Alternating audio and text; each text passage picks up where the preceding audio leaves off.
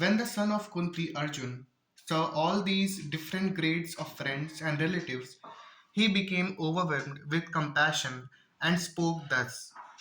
Arjun said, "My dear Krishna, seeing my friends and relatives present before me in such a fighting spirit, I feel the limbs of my body quivering and my mouth drying up. Any man who has genuine devotion to the Lord has all the good qualities which are found in godly persons or in demigods, whereas the non devotee, however advanced he may be in material qualifications by education and culture, lacks in godly qualities. As such, Arjun, just after seeing his kinsmen, friends, and relatives on the battlefield, was at once overwhelmed by compassion for them who had so decided to fight amongst themselves.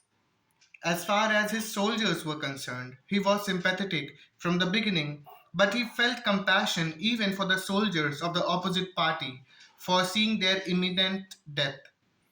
And while he was so thinking, the limbs of his body began to quiver and his mouth became dry. He was more or less astonished to see their fighting spirit. Practically, the whole community, all blood relatives of Arjun, had come to fight with him. This overwhelmed a kind devotee like Arjun.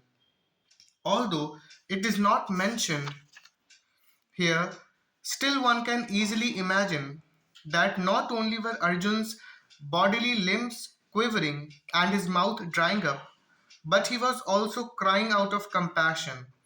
Such symptoms in Arjun were not due to weakness, but to his soft heartedness, a characteristic of a pure devotee of the Lord.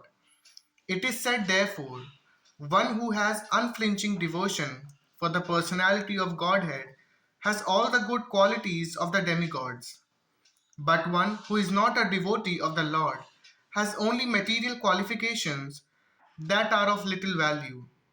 This is because he is hovering on the mental plane and is certain to be attracted by the glaring material energy.